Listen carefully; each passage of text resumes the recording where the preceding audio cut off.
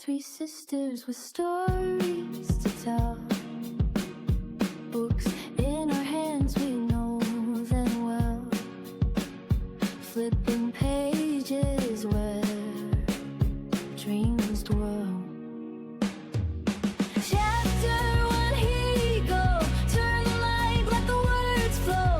Laughs and love in every show. Books, sweet hearts, we grow.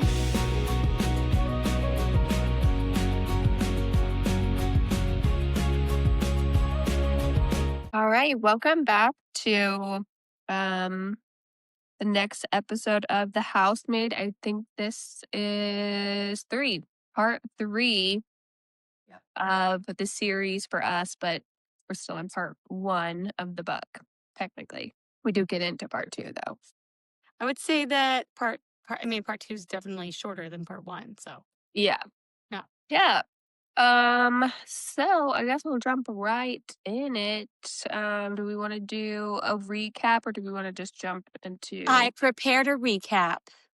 This is where I don't know if I can read my handwriting. Let No, her it's do not her too long, recap. but the rapid recap. So Andrew helped Millie get ready to help Nina with the PTA meeting. The women there were really shallow. They talked shit about Nina. They were talking about Millie right in front of her. And this is where Millie learns that they have an airtight prenup and Nina has been in a mental institution before. So all these things leading up, she's like, okay, she's actually crazy. Nina and Andrew go to a fertility specialist because they are trying to get pregnant and it does not go well. Nina can't get pregnant. And to try to cheer her up, Andrew, I don't like calling him Andy because I know, I don't either. Andrew I don't believe asked in Millie to nicknames. book this play for Nina, and Nina gave her a bad date and she can't go. I'm going to get back to that. In the meantime, Millie's like daydreaming about Andrew and decides to take that and come on to Enzo, who rejects it like, you're crazy, girl. And then he tells her again, like, get out. It's dangerous. She's not picking up on that. And she goes, I think Millie was at a dance class, right? And another nanny told her that Nina tried to drown Cece. So that's why she was in the mental institution. And then we get back to the trip, right? Nina kind of went crazy and the dates were wrong. But Andrew was like, you can have the tickets, Millie. But instead of her going, she doesn't have any friends, they go together. So that went great. You know, they ended up making out in the cab and getting the room in the plaza hot and steamy. And when they make it back, everything's kind of okay for a second until Nina gets back and she drops the I know you were in prison bomb. It was like, but it's better than the food in prison, right? So there's that. And she starts punishing her. I'm sorry. She also leaves the playbill from Millie's bag on the table in her rooms. She's like, well, she knows I went to the play. She doesn't know the extent of it, supposedly. For punishment now, Nina's sending Millie on shopping trips from hell to find and wait for responses to find very specific items. While she's doing this, she gets grabbed by the store security and questioned to make sure she wasn't stealing because there was an anonymous tip. So obviously, Nina's just ready to make her life a living hell. Yes. Yeah. No boundaries. That was the rapid recap. So before we go into the first part, I want to read this prediction that I had before we get into because I wrote it down before I read anything. But I think I'm convinced that Andrew is the dead person. And when I realized that this is one of three, whether it's like a multiverse or like whatever, you know what I mean? That seems like much more like characters. fantasy kind of situation. There being a multiverse. That's true. Okay. Wrong word choice. But like, you know, where it follows like the same storyline, but with different characters. Well, it actually follows that makes Millie. So I don't Okay. actually. I could ask Chris. I don't know what the other books are about though. I really think it's gonna be the butler did it, but I think they did it together. You mean the gardener? No. The butler. I think her and Nina did it together. Butler saved the maid. Not this part. That comes later. But this part. Can you read that, Hannah? I can't read that. I wrote it really quickly. I It almost like put says- my face really close. It says it's gonna get twisted, and the quote unquote butler did it, mwahaha, with the wife. We shall see. Mhm. So how I'm on it. diabolical would that be if they did it together? I am on the same wavelength, but more or less after this next section. I was so very yeah, much like they despise each other yeah, at this place. yeah. No, at this point, before we started, I wasn't, but at the end, I'm like, okay, things are getting twisted. Oh, and I definitely have, like, when we get about like 2 more chapters in, I have a theory about Enzo. But let's dive in. All right. So yeah, we left off right as Millie is getting free from the grocery security. And we're starting with chapter 32. She's just kind of she's not sleeping, and it's been a few days after the incident. She's going on in her head about Andrew, and yeah, how much she likes him, and like, is he upset because they haven't talked since Nina blurted that she had been in prison. Um, so she decides she's gonna get up and go downstairs to the kitchen for some water because she still has not drank the 3 bottles of water that are in the mini fridge, which I do think is an important fact to keep in the back of our heads here. Oops, pages a sec. So she goes downstairs and she sees there's a light on the back porch, and who could it be? Of course, it's Andrew drinking a beer. And she goes out there and is like, let me explain, or I didn't want you to find out that way. We still don't actually figure out why she was in prison. Which is annoying. Um, I'm getting which annoyed is about it at this annoying. point. Yes. I also was like, finally, when he asked, and then he's like, no, never mind. You don't have to tell me. I'm like, damn it. I'm like, yes, please tell him. I need to know. Like, that's just not real. If you found out somebody that you had just slept with and you're still interested in that they had been in prison, Unless you don't care, or you already know. everybody cares. Or you already know. Well, you should at least fake interest. Anybody. Just saying. Yeah. So then they're just talking about them both having a good time the other night, and he's like, I haven't felt that happy in a while, and I didn't even realize it. And then he out of nowhere kisses her, and then he's like, I can't, and she's like, I know, and she goes away. But she runs into Creepy ass. Nina on the stairs in the dark. She says she can only see the whites of her eyes, which yeah, that's So it's actually really creepy. yeah. So Wait, what's creepy. that? And Oh. Nina's like, what are you doing out here? Or Millie's like, what are you doing out here? And Nina's like, what are you talking about? This is my home. I don't have to tell you what I'm doing. And then she's like, what are you doing down here? And she's like, I came to get a glass of water. And she's like, have you seen Andrew? And he's like, I think he was on the back porch. And she's like, I see. And then I highlighted this part because then Millie's still like, but I'm not sure. I didn't talk to him or anything. Like, Didn't seem like guilty. I do too. like, Like, why continue? Just like go on. I saw a light outside. Yeah. She obviously didn't get skills in maneuvering awkward situations in prison. Yeah. So just digging herself in a bigger hole. And they part ways. She goes up to her room. Nina goes to check on Andrew. And she's just like, yeah, I think I've made a terrible mistake making Nina my enemy, pretty much. Big yeah, self-reflection there, Melly. too little, too late. Like, you didn't get that after she got them grocery store security to try to get you on broken parole? Right. Right. She Right. didn't like want an unpaid grocery store item in her purse or something. Yeah. Honestly. Kid lady.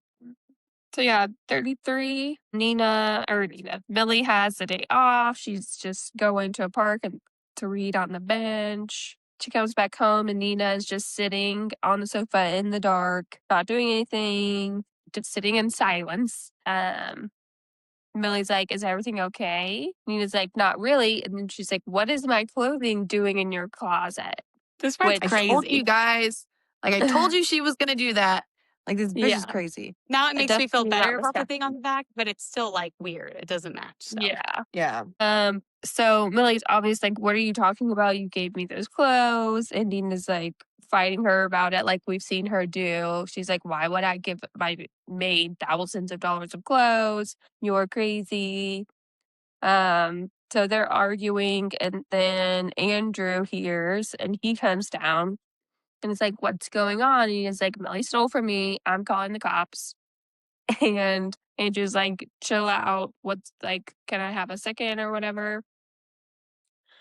Um, and Andrew, for the first time, actually starts taking Millie's side. He's like, "What are you talking about? Like, I know you gave her these clothes. You had bags of your clothes a couple months ago when you're going through your closet." Like, basically He calling said her something out on. about like her not fitting in them for forever. Yes, yeah. And she's like, "I'm too fat." So then Nina, or he's like, "When did you become so cruel to Nina?" And then he's basically like, "I'm not in love with you anymore. We need to separate." And Nina's obviously like, "What? What are you talking about?" And she's kind of freaking out a little bit and trying to backtrack. And then she's like, "Does this have anything to do with Millie?" And Andrew's just like, "No, this isn't about Millie." But then he's tells her, "I have feelings for Millie, but this has nothing to do with her," which I also thought was wild. It's wild, but technically not impossible if he What? were a decent human being. She knows. There's like no way she doesn't know that they stayed at the plaza together. Right, Well, of course. 100%. Yeah. So I mean, like she's like saying you're saying there's nothing ever happened. He did not deny it. He's just like, I No. like her. So then Nina's like, "This is bullshit. This is an embarrassment to you. You're leaving me for our maid." And then, he just gets more firm. He's like, "It's over. Pack your bags, get out, like go stay somewhere else." And he's, yeah, like basically like, "You have nothing on me. I own everything. This is my house." And so Nina goes to pack a bag. Oh, the other part, she's like, "But what about Cece?" And then he says, "Cece is your daughter. You never wanted me to adopt her," which was And yeah, interesting. Also, there's one part in there where, like, after he says, "This is my house," he was like, "I allow you to stay here." Like, that's pretty vile. and it makes more sense later on. Right. Yeah. Um, A while during this, Millie was supposed to go to her room, and she's eavesdropping again. Has not learned her lesson. yes, exactly. Like an idiot. So Nina is like, "Fine, I'll leave." And yeah, she starts walking up the stairs and Millie's being an idiot, not paying attention, and she gets caught. And she says, "Do you need help packing?" And she's like, "Do I need Read help the packing?" room.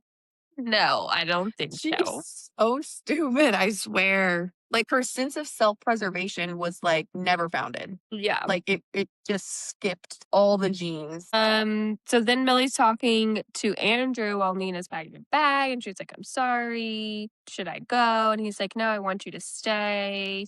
Like this isn't your fault, blah blah." Um, Nina comes down to like with juggling all her bags, gets in the car, leaves. Obviously, she's like, "I'll never forget this." And yeah, I mean, it's not much more to say other than like immediately Andrew's like, "Come on, I've been waiting to get you alone." It's So just so yeah, It really like does make it sound like, yep, I did want to upgrade. You're right. right, yeah. Maybe a younger Yeah. version that could give me some babies. exactly. Let's just move on to the next. No overlap or no gap. I mean, grace pants.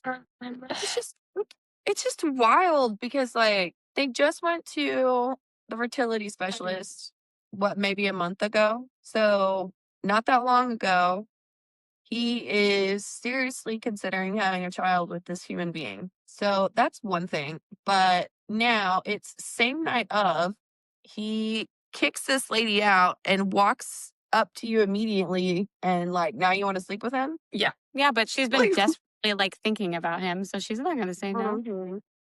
And Nina's been a monster to her.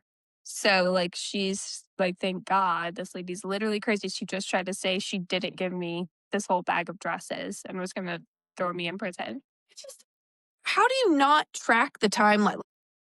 In your own mind, like, how are you not tracking? He's not walking the talk.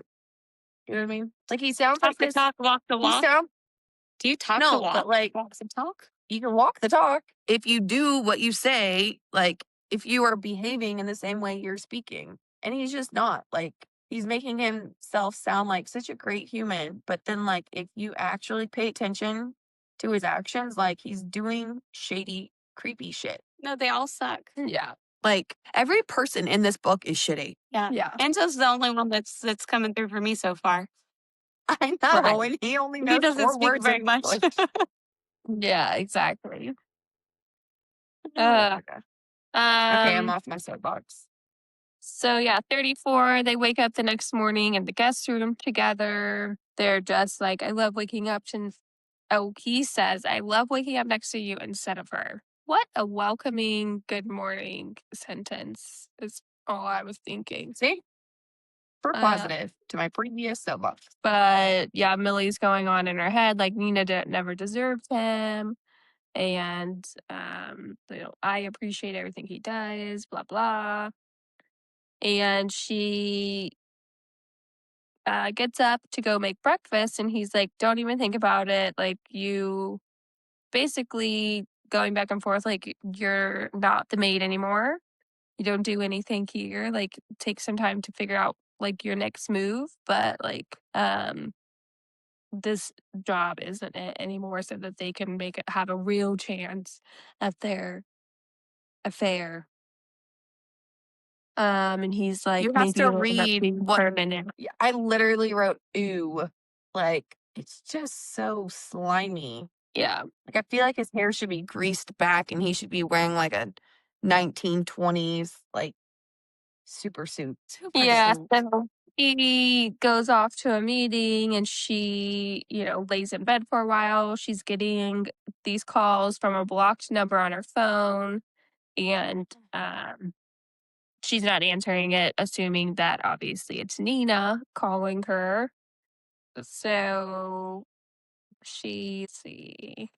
just ignores it. There's 2 missed calls, and then she gets up finally to take a shower. So then she kind of gets ready for the day. She goes downstairs, and Andrew's staring at the window, staring at Enzo, and he's like, what does this guy do all the time? Which I think we've all so talked about. Like, why is he always at these people's houses Yeah. every single day? And Andrew is basically like, yeah, I'm gonna go talk to him. Like, I don't need somebody like him here all the time. And so he goes out to basically fire him. And so Enzo's like, still not able to understand English. And he's like, fired, question mark? And he's like, yes, fired. So he gathers up all of his stuff. He's like, okay, I go. Okay, I know. And That's how I read it. yeah. Me too. Yeah, he seems like it's not a big deal at all. And he's, not upset or whatever. So Andrew goes back inside, and Enzo um grabs Millie, and it's like, you must get out of here. You are in terrible danger. And she's in shock because she's like, okay, you cannot say like 3 words to me, and now you have full sentence. She says his like accent kind of loses a little bit. So starting to see maybe Enzo's not the person we think he is this whole time. Um, but Millie's response is, "I'm okay, Nina is gone." And he's like, "No, you're wrong. She is not." And then he gets cut off and Andrew comes back outside. So then she goes inside, Enzo leaves, and she's, just thinking like, what was he meaning? Like it was an ominous warning. But then she's kind of also like, did I imagine the whole thing like she has been this entire time too? So and that's how we end that Okay. chapter. So I'm going to give you half of my theory on Enzo, and I'm going to give you the other half in section 2, so as not to give anything away. But what if he's like a cop or a PI of some kind, and Too. he's literally watching Yeah. Andrew and or Nina, like he's there for some undercover reason, whether he's a cop or a PI or someone's loved one. Like you I could was think that right thinking now, that too. but it's proven pretty quickly, I'd say. The following section, the following chapters, I feel like that is like, and I'll explain when we get there, but I feel like it's pretty clear that that's not the case later on. I will explain myself. Yeah, we'll discuss it later because there's another half to like why or like it developed more once we got to a certain point on under what circumstances, but I didn't get that. Like that there's no reason for it. I'm not saying no reason. I don't think he's an undercover cop or anything, though. I think he's at least like a PI of some kind or Did we a find loved out? one.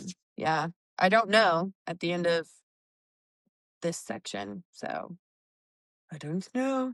Oh, we'll build on Okay, that keep going. one. So 35 starts off, Nina goes grocery shopping. She gets Oh, yeah. another phone call. So and she actually or she doesn't, but then somebody calls her in the store. She's like, "Millie, is it?" And it's one of the women from the PTA meeting that they had. And she's like, "You're Nina's girl, right?" And she's like, "I work for the Winchesters." And she's just explaining that her and Nina have brunch every Monday and Thursday, and she didn't show up, and she hasn't been able to contact her. And she's like, "Is everything okay?" Millie just said, "Yes, everything is fine." And then she um makes a comment that it's nice of Millie to let her keep track of where she is at all times. And Millie is just Duh. like, "Oh, she mostly just texts me. It's not that bad." And she's like, "Well, I'm not talking about that. I'm talking about the tracker app that she has on your phone." And Millie's like, everything's coming, at her at once. And she's obviously taken aback. I don't know why, but she never thought about that. And then the woman's She like, she "Oh, was in so prison. She sorry." doesn't even know that exists. She doesn't know that's a thing. I'll give her that benefit of the doubt because I mean, that's true. A lot of stuff happened in a decade. So Yeah. but really, Um, we talked about this and was it last episode? We're like, how does she not?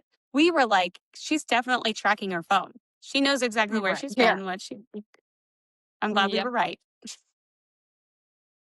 And so Nina or Millie, Jesus, has I had somewhat of a panic attack. She just pushed faster, goes outside, is like dry heaving and trying to catch her breath. And she recognizes Nina's car pulling out of the grocery store parking lot. And then her phone starts to ring again. So she answers at that time. She's like, "Nina, question mark." And then it's a vehicle warranty spammer or something. So yep, she hangs up and then she's just like, "I still can't push away the feeling that I'm in danger." Why aren't you listening to your gut ever? I know. Ever. This girl. Yes. 36. Andrew is stuck at work that night, and Millie was like trying to recreate this Italian dinner they had, and she ends up eating alone. And she's still just thinking about Enzo's warning that she's in danger. But she's like, well, Nina's gone now. She can't get in. And she's just kind of like freaking out a little bit. She's like, is there a car parked outside the gate? Like looking out the window, trying to see if she can see anything. I And wouldn't do that. then I know. Then the phone rings from another blocked caller. So she accepts the call, and it's a mechanical, like distorted voice saying, "Stay away from Andrew Winchester." And Millie's like, "Nina?" And they hang up. So she doesn't know who it was I or didn't anything think like too much that. of You what? Sorry, I guess there's a delay now. I didn't think too much about this, but it's really weird. Now I think it's Enzo. Mhm. Yeah. I was thinking it was Enzo that called. I was definitely thinking that. But yeah, it Just scares throwing that out Nina. there. I'm gonna, change all the locks tomorrow. I'm sleeping in the master room. Which, how presumptuous. Well, she's like, Andrew said, he wanted this to become permanent, so this is my home too. And she like runs upstairs to start gathering all of her stuff, and then all of a sudden Andrew's home, and he's like, Millie, what are you doing? And she's like, I'm packing, I'm gonna move downstairs. And his response is just, oh. And so she's like, is that okay? He's like, of course. I was gonna suggest it myself. And yeah. Then he's like, I bet I could. I had a rough day. Or she said she had a rough day. And he's like, I bet I could make you forget. And she's like, I bet you could. And then he does. So 37, and it is the last chapter in the section before part 2. And so they do it on the cot in her little attic room, and she wakes up seemingly pretty early, and she has to pee really bad, but she notices, oh, the tiny little cot next to me, like there's no one next to me. So Andrew has gone, and she's starting to like rationalize it in her head, like, oh, well, he's 10 years older than me. So, my back hurts on it. So he must have just gone downstairs. And she decides to go to the bathroom, and the door sticks again, and she freaks out. And then she realizes the door's not stuck. It's locked. She's locked in there. I pressed myself against the door, the scratch marks and the wood splintering into my shoulder. So, yeah. I just don't understand why she didn't bust that window, and like I would have found a way to like scale the side of that house immediately. I will die getting out of that house. That's where we get left with her. And then no. Yep. And then it goes to part 2, which is from Nina's perspective. And I gotta say, I was pretty annoyed when I saw that at first. Yep. At first I was too, but then like I was like, Yeah. okay, okay. So the first little bit of 38 is Nina right now. And it flashes to her sitting, she's on a hotel bed, and she's trying to find my friends, apparently, is the location app that she downloaded. I just found it funny because she says, the location is not found ever since that afternoon.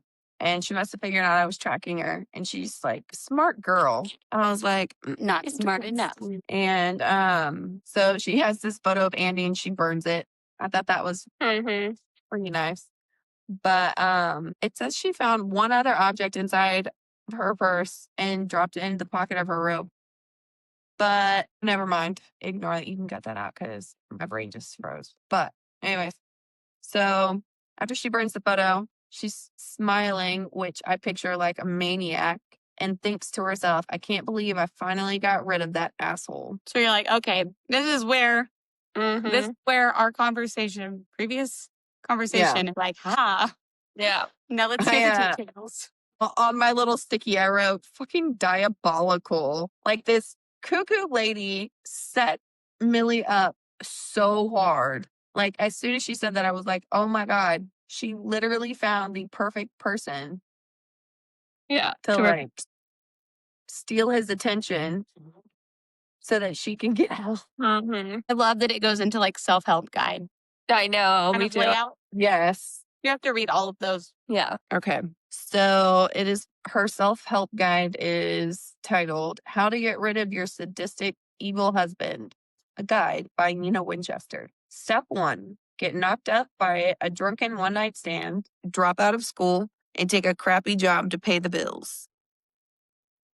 And essentially, so it flashes back to how they first met.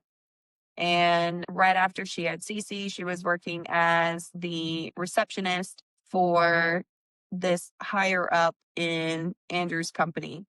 And Andrew happens to come by and she's like, oh my God, this guy is so gorgeous and all of that. And he has a meeting with her boss at the time.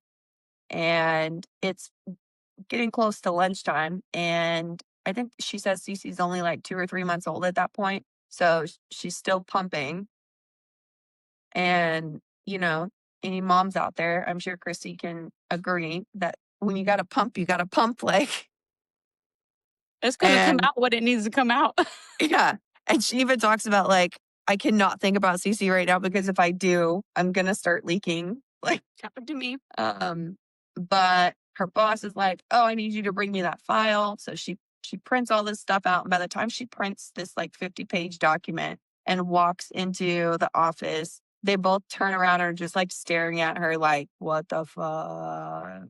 And it's because she leaked like her breast milk. And her boss like flips out and is like, oh my God, go clean yourself up. And she's so embarrassed, which that's terrible. But so she goes into the bathroom, and as she's coming out, Andrew's just like standing there. And she's like, oh, the men's room's over there. Like and essentially he came to like apologize for the boss's way of handling that. He's like, let me take you to lunch. And she even muses that like HR must have been like, oh, you need to go smooth that over before it becomes a thing. So she's imagining we're gonna go to this fancy lunch or whatever, but he actually takes her to the hot dog cart and they go and sit on the steps of a brownstone and they eat this hot dog. And she's like, he asks, you know, like innocent questions about Cece and all of that, and seems, I guess, human to her and not some like super gorgeous Adonis billionaire. And he asks her to dinner, and she's like, oh, I can't. You know, I've got Cece. I don't have anybody to watch her. He's like, oh, well, my mom's in town. She'll love that, which is fucking weird. But she thinks it's a super kind gesture. Like, you must really want to go out with me and take me to dinner if you're willing to offer your mother's babysitting services. Like, She responded in just the way that Millie responds to him. Mhm. Like, not picking up that that's kind of weird. Yeah. yeah. And just being like, wow, I'm so lucky that this is happening to me. Mhm. Something I'm hung up on is like why the story was changed on how they met. So I don't know if you guys remember, like the story he tells in the beginning of the book is that she was working at this like shitty diner, and like he really looked after her for her hard work and her like. Do you remember that? Well, he said that she was working 2 jobs at the time. And so I just assumed that like this was like one Yeah. job. I can't remember how far back it was. Well, I But didn't remember if it's- that was specific to how they met or he was just talking about her in general. I'll have to find it because I feel like it's significant. I feel like changing it from her working at his company to like her Mhm. being a waitress, and that's how like he picked her up. Yeah. It changes their dynamic a lot and puts her way For beneath him. Like, sure. she's main one, you know. I'll have to find Or exactly what it said. maybe he's confusing her with his pre-fiance. Maybe. The Or pre. he's just trying to, because he was talking to Millie, like, not make it Yeah. a power dynamic or weird, like still trying to get, you know. Yeah. That's not the only thing you lied about. Mm, To say the least. oh, what was the other thing I was going to say? I feel like I had one more point. That was the main thing. I don't know. He seems like a predator. For sure. That's like a really uncomfortable situation, having leaked milk all over your shirt and then having to wear it for the rest of the day. It's not fun. Yeah. And like how her boss responded is how a lot of men would respond in a corporate situation. That's just so wild. Like, Yeah, that's crazy. this is why I don't have babies, because I Most feel men like do I would not have gone on a handle women's rampage. bodily Yeah. functions very well. No. I like to think they do. Okay. Anyone else? No. Mm-mm. Well, oh, you did skip on she actually was working on her PhD when she met him. Mhm. She had, or when she got pregnant. When So, she like, got that's another pregnant. thing. He just like she's treated like she's a dumb housewife that never, and that's how she presents herself too. Yep. Okay.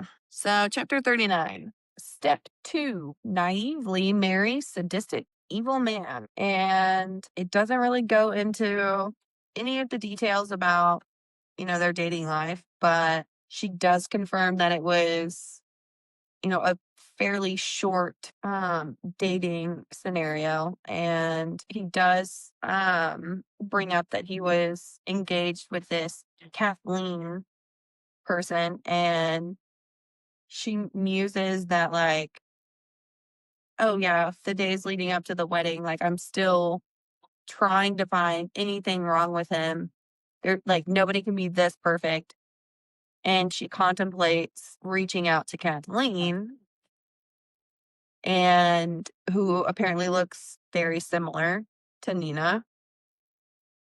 But she didn't know her last name and couldn't locate her on social media, which is a huge red flag for me. And as soon as I read that, came in the second part of my thought on Enzo, is that he's like a family member or something. And the girlfriend's name was not Kathleen, but the one that's tattooed on his chest or arm or Oh, whatever. yeah. And like, so he's like the family member trying to, like, he knows, he doesn't know how or Yeah. where her body is or something, but like, she's missing. Okay, That's I my can thought. see that. That's the second half of my I can thought. see that. Yeah. Yeah. She says the only thing that is not ideal about Andy is his mother, which it talks about, like, she's very much that, like, overbearing mom that when she comes over, she's like, oh, well, you should do this better, or have you tried doing this better? Talking to Nina about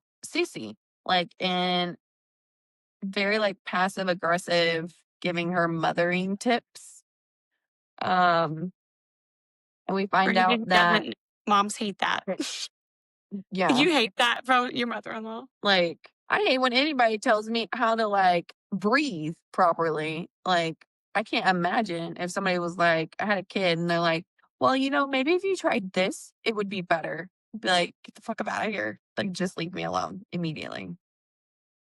But so it flashes and they're like basically just, it's like 3 months into the marriage and to this random day, and Nina and Andy are talking as she walks out of the bedroom, and he touches her hairline and is like, oh, I see the roots are kind of coming out a little bit. She's like, oh, I didn't realize, I guess I've just been so busy with Cece that I didn't realize. And apparently he makes a weird expression, like she can't read his expression. And she's kind of like, well, he's smiling, but it's like weird. And I thought of what's that serial killer that was like supposedly like really good looking? Zac Efron played him in that one. Ed Bundy? Is that Yeah. the right one? Yeah. That's what I imagined. Coloring is the same. I'm just like, she has no idea what she got herself into. And then he just like smoothly brings in like, oh yeah, I've got to work on like a contract, and but I've got to I need some help getting some, papers and whatnot out of that attic room. And she's never gone in there.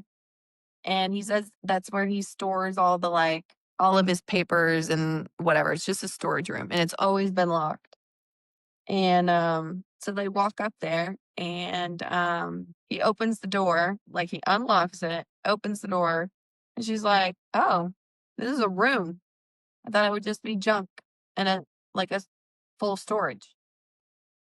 He's like, "Oh yeah, I store everything in the closet over there," which I don't know how like the back of my neck was like tingling in this point. So I don't know how she wasn't like, I don't feel like going in there.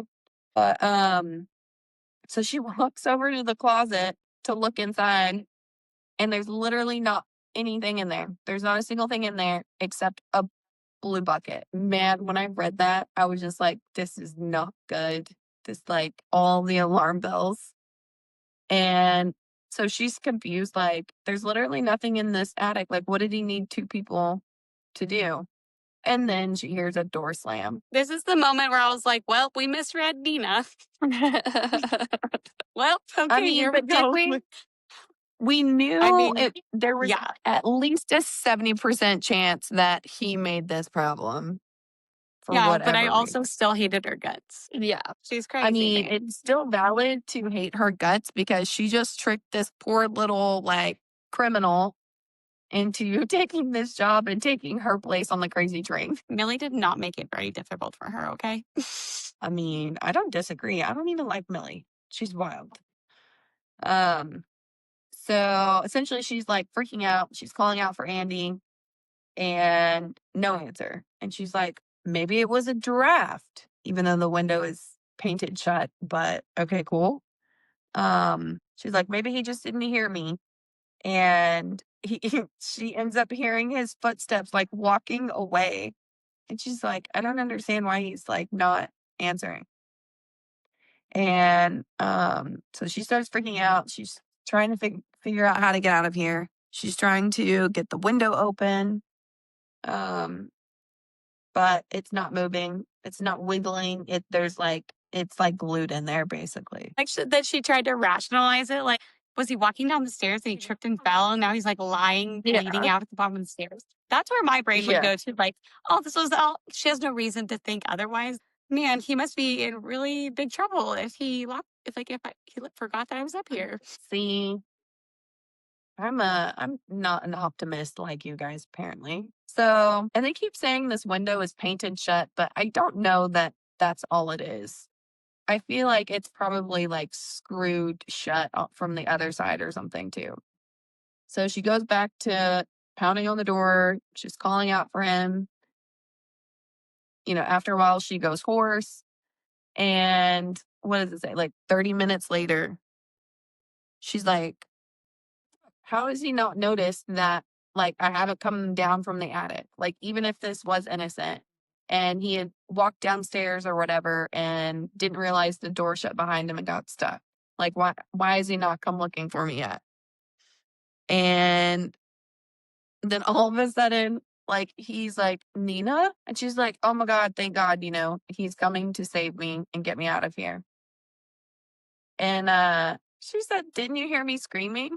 He's like, yes, I did. And like, that's all he says. She's like, can you open the door? He's like, no, not yet. She's like, what the fuck? And she even asked, like, did you lose the key? He's like, no. So I'll give him props. Like, he's not blowing smoke up her ass. Like, he is legit just like, no, I'm not letting you out of here. And she's like, so just let me out. And he's like, I said not yet. It's like, okay, like you need to let me out of here. And this man says, don't tell me what to do in my own house. Again, just vile. You have to learn your lesson before you can be let out. And again, she's like begging him and trying to rationalize at the same time. And she's like, just unlock the door and we'll talk. And he's like, yeah, I don't think so. The only way to learn is to see the consequences of your actions, which he's not wrong in making that statement. However, all the rest of it is wild. And she finally, like, this is the moment where I'm like, okay, so she has a little bit of backbone because she says, Andy, you need to let me out of this fucking room right now. and she's kicking the door, and she's again screaming. And he's like, "Oh, you're upset. I'll come back when you've calmed down." Like, I can't. And she's like, "Don't you I dare do walk away." appreciate that she didn't go like all simpering housewife. You know, like Mhm. Yeah. I expected her to do that, but she's like, she's holding her ground. Like, Mhm. I'm gonna fucking Yeah. kill you if you don't let me out of this room. Yeah. And like she hears his footsteps growing more distant, and she's like, "Don't you dare walk away. If you don't come let me out of here, like I'm gonna leave you. You need to let me out." But he doesn't come back. So that's where the chapter ends. Like he just walked off. Locked her in I like this tiny little that she closes it room. like, I'm calm, let me out. I'm calm now. As she's screaming, like, Tricky girl. but yeah. Anybody have any comments? No. All right. Step 3, discover your husband is pure evil. So about, let's see, it says 3 hours later, around midnight, Andy comes back, and Important to she note though, has before that. pounded that. Yeah, that part. I thought you were gonna skip over that. No, she has been pounding at the door.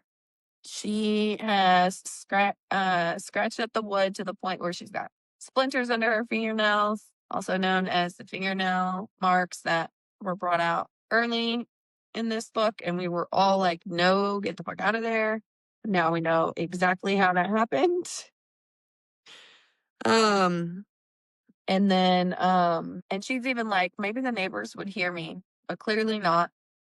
And so she just kind of gives up, and she goes to sit on the cot, and she's freaking out because she's like, what about Cece? Like, there's no way he would hurt her, hopefully. But, she was asleep when they went up there, I guess. And she's like, I hope she's okay. I hope he's not doing anything to her. And she's like, I don't care how much money he has. I don't care if we're legally married. I want out, which is such a sad place to be for this beautiful newlywed couple of psychopaths. Andy Andy comes back, and he's like, "Oh, you lost your voice." And she's like, doesn't respond to him because, like, what do you say to that? And he tells her that she shouldn't bother screaming because everything is soundproof below the attic. Nobody will hear you. I could be having a dinner party downstairs and they would never hear you screaming. Like, that makes so much more sense. But so again, she wants to be let out, and he's like, "Don't worry, I'm gonna let you out, I promise. Just not yet." And again, you have to learn your consequences. And she's like, "Of what?" He says, "Your hair. I can't have my wife walking around like a slob with dark roots showing." She's like, "I'll go first thing in the morning, I swear."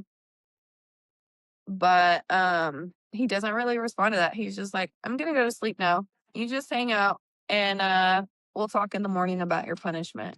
And she's, screaming and whatever, and he doesn't care. Um, but now she's sitting there and she's realizing that she has to pee and there's no bathroom. And then she remembers that there was, strangely enough, a blue bucket in the closet. And she's like, I suppose there are worse things than having to pee in a bucket. I mean, she's not wrong, but I feel like the worst thing is the reason she has to pee in the bucket. So, and she looks in the little fridge, and there are 3 mini water bottles in there. Ironically enough, I guess the habit continues in present time. And eventually she kind of passes out or falls asleep or whatever. Were you gonna say something? No. Okay. So the next morning, Andy wakes her up from the other side of the door, and she's like, "Is Cece okay?" And he's like, "Yeah, she's fine. I told my mother you went to visit the family and she's watching Cecilia until you get back." And she is calmly now asking to be let out. And he's like, "Oh, did you find the water in the fridge?" And she's like, "Yes, thank you." Which I guess kind of kudos for, like, trying to play the part that he clearly wants, but ugh. Um, but he's like, so before I let you out, you have to do something for me first. She's like, what? I'll do anything. And this is like the creepiest statement in this. And he's like, you need to understand that hair is a privilege. I thought this man was going to make her shave her head at that point, like when I read that. And I was just like, oh my God. But he wants her to pluck 100 strands of hair from her head with the root attached and put it in an envelope that he slips under the door. And once she does that, then he'll let her out. And she's like, okay, I'll have it for you in 5 minutes. And he's like, oh, I have to go to work now. But when I get home, have them ready for me and we'll see about letting you out. And he's like, I'll be home at 7. And reminds her that he wants fully intact hair only. Have to see the root or it doesn't count. And then he just leaves. And then again, that's it. The chapter ends with him just walking away. So crazy. So, chapter 41. By 7 o'clock on the dot, Andy arrives and Nina has the 100 hairs. He's like, all he says is slide it under. So she slides it under and he goes, give me a minute. I'm checking. And she's asking about Cece. And I guess the baby's just chilling in a playpen downstairs. And he goes, She's like, what? What is it? He said, see, almost all of the strands are fine, but one of them doesn't have a hair follicle on it. In her She's like, defense, he "Fine." didn't say it even needed to have the hair follicle. He said the root. So She says, fine, I'll give you a new one. He's like, I'm afraid not. You'll have to start all over again. I'll check on you tomorrow morning. Hopefully by then you'll have 100 intact hairs for me. Otherwise, we'll have to just keep trying. And so she starts begging again and he walks off without saying a word again. So she pulls out the extra 100 before she goes to bed in the off chance that he returns before the morning. But of course he's not going to. And she says she even put in an extra 10 just in case. And she's of course commiserating, like it's all because she missed a hairdresser appointment. And he wakes her up in the morning and she's kind of like lethargic at this point from 2 days with no food and, barely any water and, pulling all her hair out. And so she's like slow to get up, but she eventually makes it over there.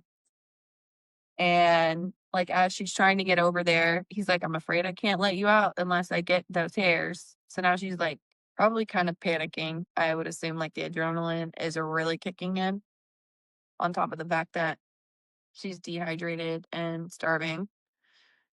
And so he counts them and he's like, okay, good job. And then opens the door.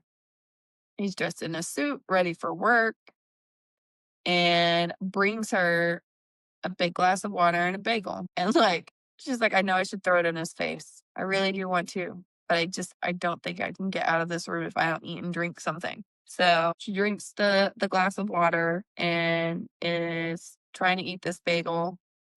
And he's like, I'm sorry I had to do that. It's the only way you'll learn. And she tells him to go to hell, which I like her for that. And he has to help her get up and get down the stairs because she's so shaky. And he's telling her, like, you need to go lie down. You're not well. And she's kind of resisting, but he's insisting. And he's like, you're too sick right now. Come on. And he walks her to their bedroom, puts her in bed. And he said, you just haven't been feeling well. You need a day of sleep. Don't worry about Cecilia. I'll make sure she's taken care of. And then she kind of just basically passes out. But as she's passing out, she tells him that she hates him. He's like, just get some sleep. That's all you need. So cue the gaslighting, Yeah. right? Like, and also I think that there was a sedative. I didn't even pick up on this specific part, but like he definitely put a sedative in that water. For Because she's sure. like yeah. talking about how her eyelids felt like lead by the time she got to the bedroom. Oh, yeah. Well, and like, as I was reading that, like, there are many times that I'm sure many people, I know I do it all the time. Like, I forget to eat. Like, I don't eat sometimes for like a day and a half. And I'm like, oh, shoot, I guess I should probably eat something. Like, when you start getting a little bit woozy or whatever, but not to the point where I'm like about to pass out and crawl on the floor. Like, that would take at least like 4 days before I'm like so weak that I just, so I was like, what is happening? And the only solution is that he definitely drugged her for sure. Yeah, agreed. Okay. I'll go into chapter 42, step 4. Make the world believe you're crazy. Nina's super groggy, wakes up to the sound of water running. And she's like, I don't like, okay, why is the water running? She's really questioning why it's taking her so long to recover, which again indicates that she's been drugged. When she gets her phone, so like I'm sure her first thought, like what the water was like, oh, Andrew's in the bathroom. She gets her phone and she has all these texts from Andrew saying like, are you okay? You were acting weird. Give me a call. Is everything okay? How are you and Cece doing? Call or text me. And she's like, shit, I have a kid. I don't know the last time I seen her. How long was I asleep? And then she goes back to the water's running and Andy's at work. And so this is the dreaded bathroom, the drowning incident that we've heard about briefly. But essentially, she has to drag herself to the bathroom because she cannot move her body, hands and knees, like a dedicated mom trying to do everything she can to get to the possibility that her daughter might be in there. And when she gets in there, Cece is sitting up in the bathtub. She's propped up and her eyes are closed, and the water is getting above the level of her shoulders. So my first question was like, who started this water? Because it doesn't take super long for the water to get high of a little baby. And she says she doesn't cry or call for her eyelids flutter. So it's clear there's something going on with her too. And then the police show up. Nina has no idea what's happening. And the police tell her that, first they say she's confused, like why the police are telling her not to move. They get Cecilia and says she's alive, but it looks like she's been drugged. And she's like, yes, drugged. Like, I think I am too. Something's happening to me. And they're just like, why did you try to drown your daughter? Why were you trying to do that? She's too out of it. Looks like she took a bunch of the drugs herself, get her to the hospital, I'll call the husband and let him know we got here in time. And he's like, she just ends it like, what do they think that what do they think I've done? And just coincidentally, how did they show up at that perfect time? Makes you think Andy might have an officer in his pocket. Yeah. Yeah. So before we move on to the next chapter, so my last thought that I actually wrote down in this section is like, so clearly we know she's been drugged, right? Like, they haven't said it, but like it's very clear.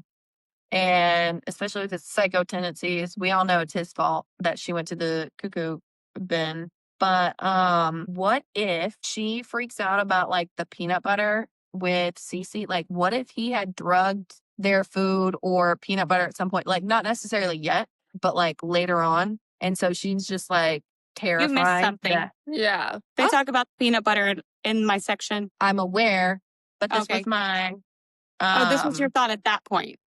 yeah. Okay. I was like, Um, but since we're skipping ahead, but they linked it like, I think that he's like regularly drugging her. Like, that's why she goes down to eat at night when everybody's asleep. Like, she can actually get safe food and safe water. Like, yeah. well, not yet at least, because for the next 8 months, she's in Clearview Psychiatric Hospital. She's told the story that she tried to kill herself and Cece, and she has these sedatives that she was prescribed by their primary care doctor that she has no recollection of being prescribed. And she took a bunch of them and gave some to Cece and put her in the bathtub to kill both of them.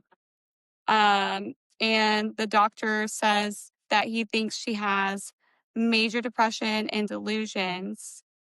And she's like, first I didn't believe it because my memories of being in the attic are so vivid, but I was convinced like it was a delusion, and they feel really real when you're having delusions. That's what this doctor says. So now she's on an antipsychotic, which we saw. What was it called? Do you remember? Whatever it was. Ashley knew what it was. Antipsychotic that Millie found. Haloperidol. And so she's made to believe that she wasn't actually put in the attic for a little bit, and she's on an antipsychotic and an antidepressant, and she's had no history of either. Andy visited frequently, acted as though he did nothing. And so she's like trying to push these illusions aside to believe her own lies. And she ends up confessing to the alleged charges. So she says, yes, I did try to drown her. I did take those sedatives because she's being so manipulated. And we find out she's going to be released from the psychiatric hospital the next day because Andy came to visit her and brought her a muffin and told her that she was going to go home next week. Sorry. Yeah. When she first got there, she couldn't bear for him to touch her, but she's having to push her feelings of revulsion aside, like still lucidly understanding that. Uh, and he's now separated her from her daughter for that amount of time. She did not get to see her at all for the first few months. And like it mentioned that before he put her in the attic, she'd never spent a day away from Cece. Yeah. They didn't even take a honeymoon because she didn't want to be separated from her. So she goes from being drugged and locked in the attic and all these different things to not seeing her for months because she's in a psychiatric hospital. And she has to worry, like, is she going to remember me because she's little? And she knows she's never going to go into that attic again, is what she says. That's what she thinks. Huh. Anything to add? No. I don't really have a whole lot to add to the rest of these chapters because through the rest of it, like it was just sickening. Like I just didn't even want to keep reading it. It's Like if I were reading this on my own, I would have stopped reading it. I'm a committer.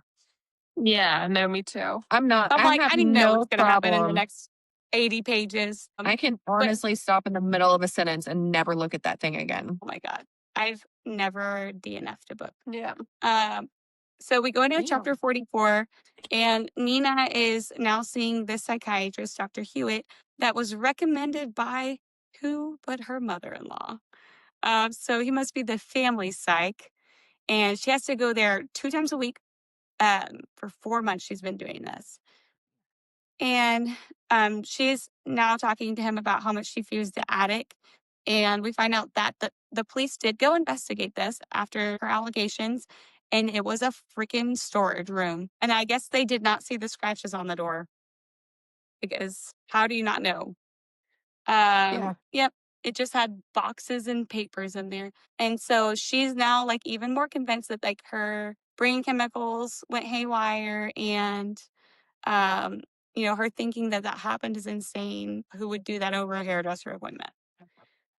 And so she's fully on board that she's delusional.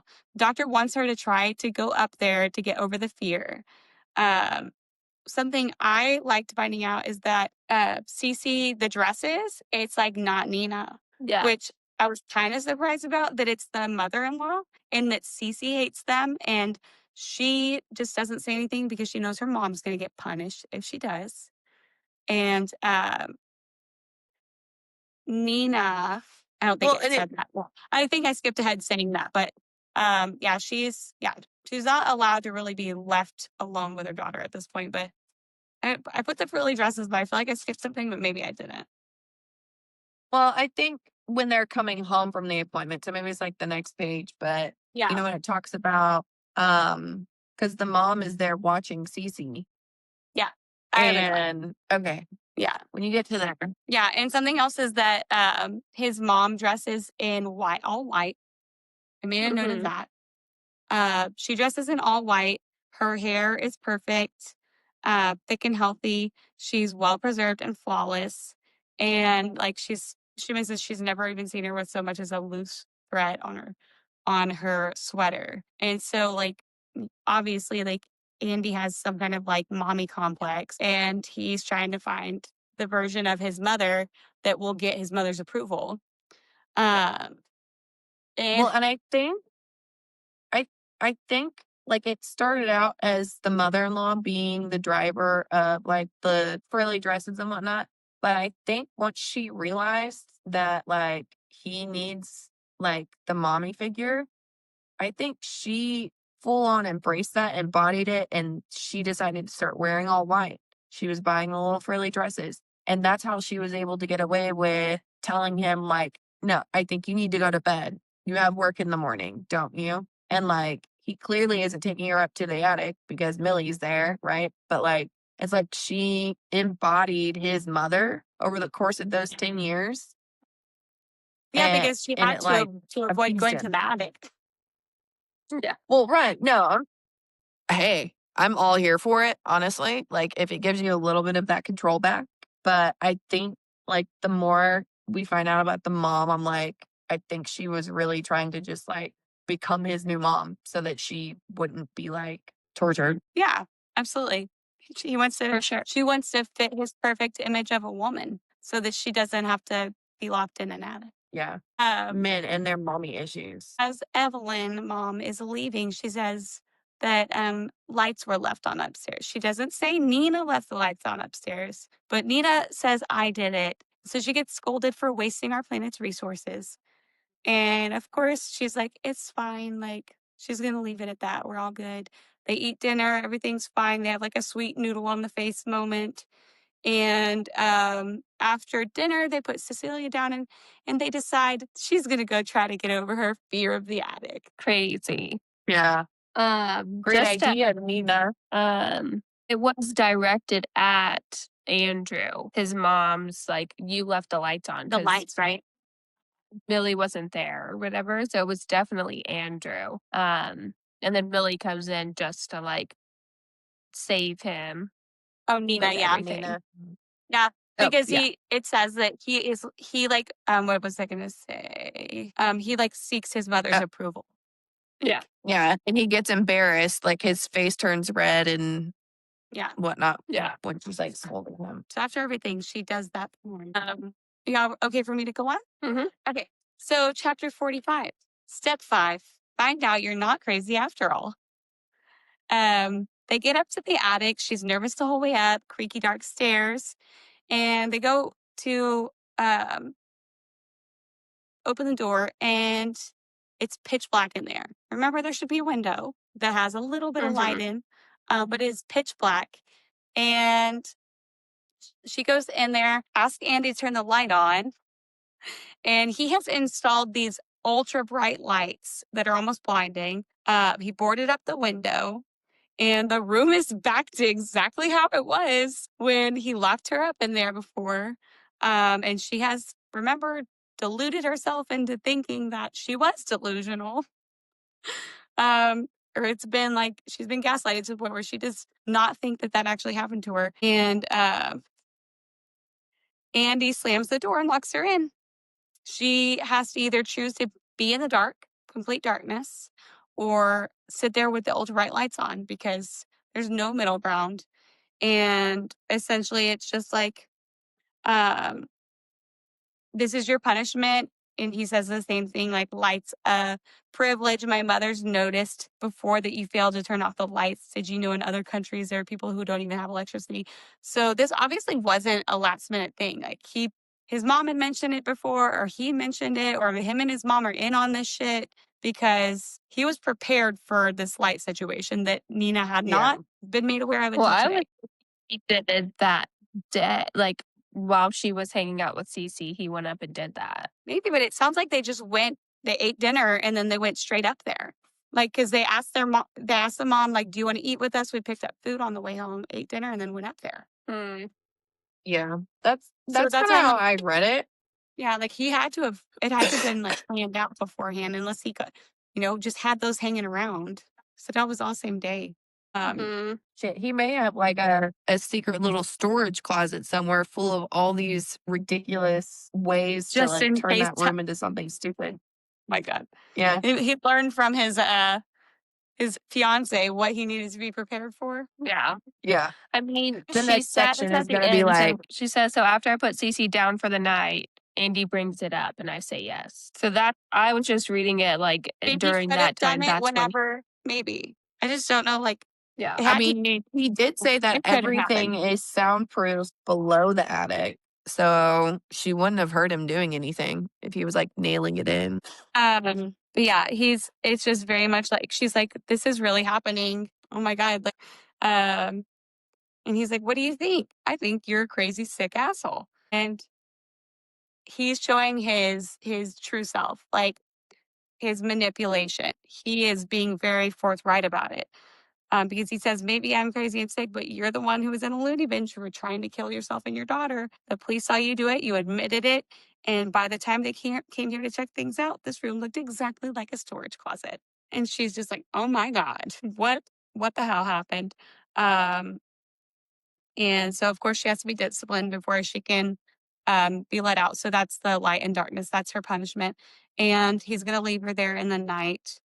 Um, she is like beating herself up because she let this happen to her again.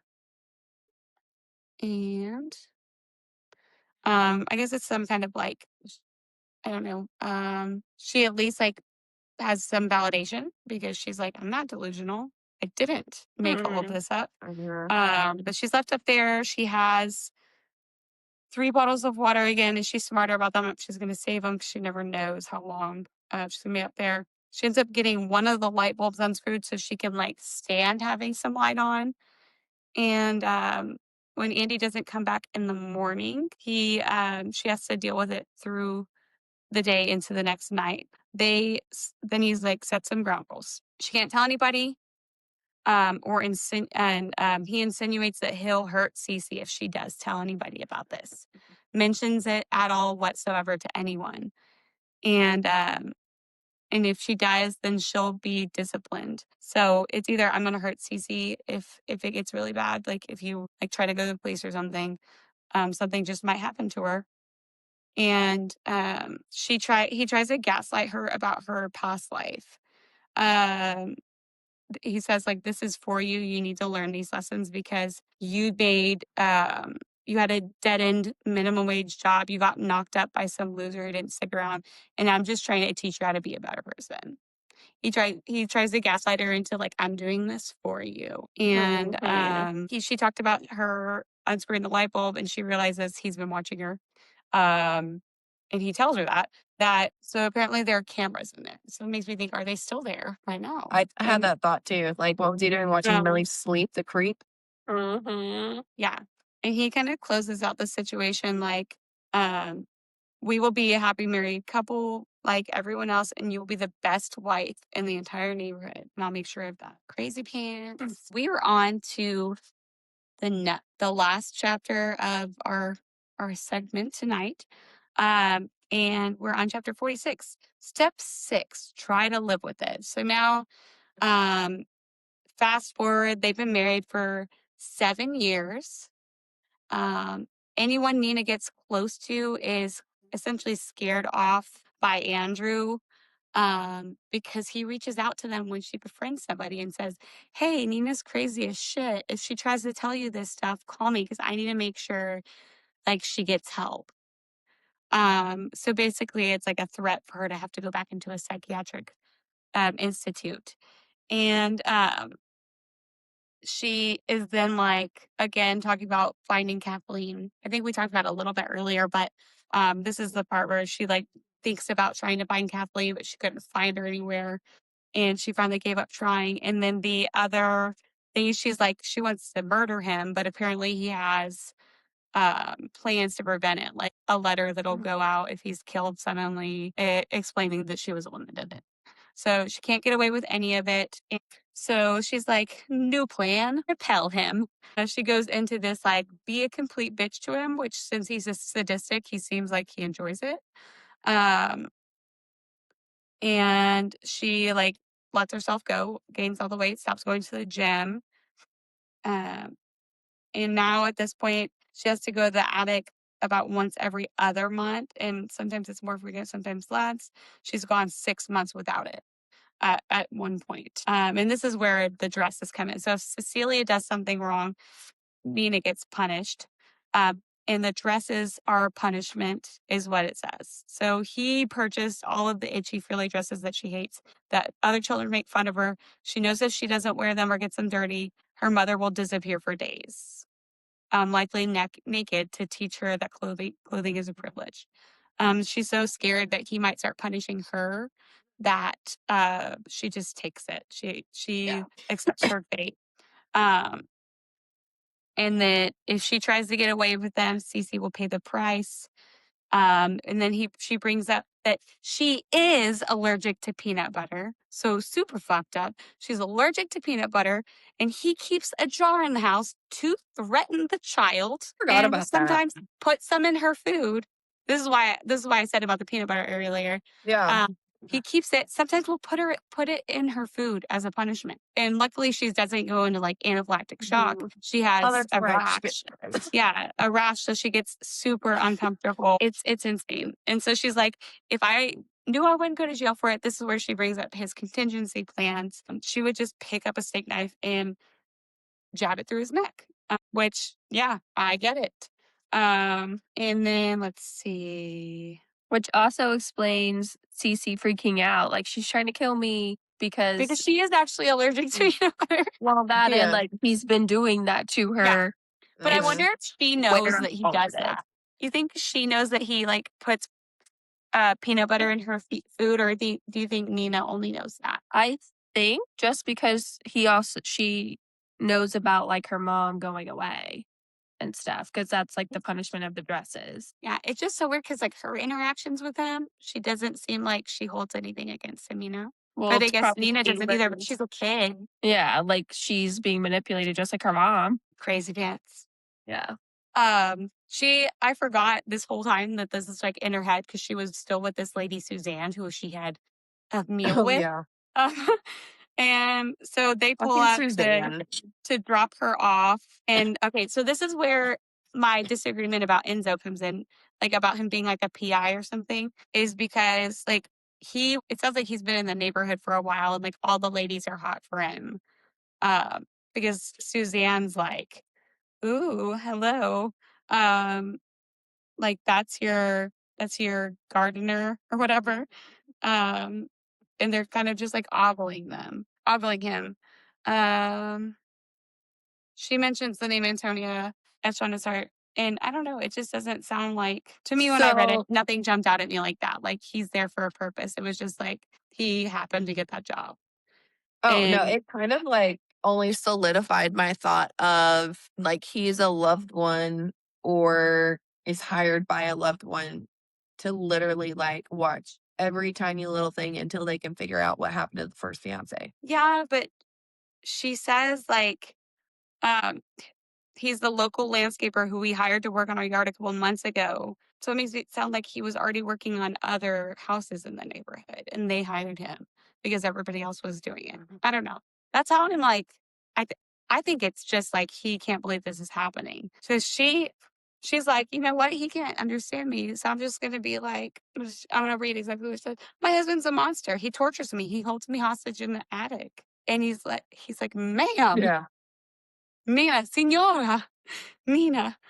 And she's like, well, shit. Never mind. Which, So like, now I'm even going to have to that- fire him because I just told him the truth. Yeah. Here.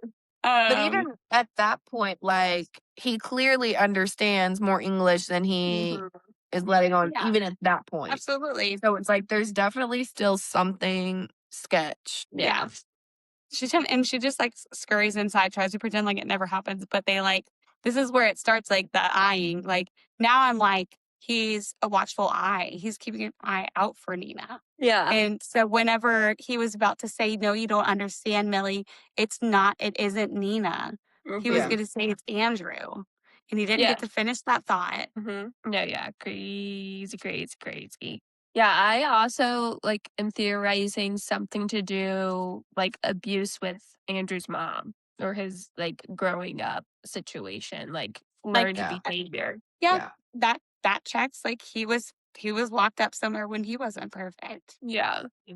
That's typically how it goes in stories I like just this. feel like the mom has to be involved. Like, how is he explaining all of this away? The doctor, the pills, she's in a psychiatric hospital.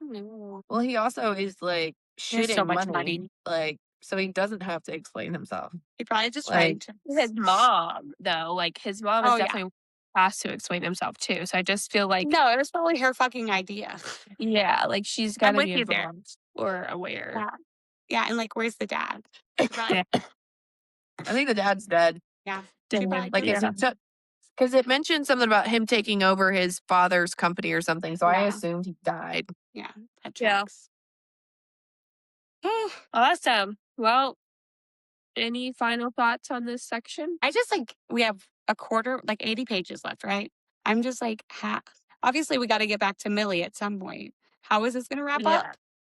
I'm No, I know. very curious. We know I'm somebody's not dead. gonna lie. Like, I'm not the biggest fan of this book. Like, I'm excited for it to be over. Okay, so for you saying that, you have talked a lot about it. Yeah. Yeah, because it is the most bullshit book. Like, why would I want to read this? Like, in my Because it free keeps time? you on edge. Yeah. I It's don't know that it's a we've read mystery any and a section thriller. or part that you've liked about anything. So, Like, yeah, but the other books, like, they piss me off because, like, I get annoyed with it, but I'm not stopping reading those. Like, I'm still interested. Like, you but definitely said you would have stopped one of the books before. the second one, Rita McFadden on the off chance that you ever see our video. I don't think your book is terrible. My sister might, but it's okay. Yeah. It takes all time. The last And honestly, it doesn't matter if I hate it or not. I still paid for the book. So, last section we'll start 47 through the end in our next episode, and we probably will not be reading the follow-up unless you guys want us to. Let us know. yeah, at least not right now. We get to announce our next book. Yes, so we will do that next episode as well. Exciting Yeah. stuff. All Alright. right, anything from the See you guys sister. next time. All That's right, it for bye, me. sisters. Love you, sisters.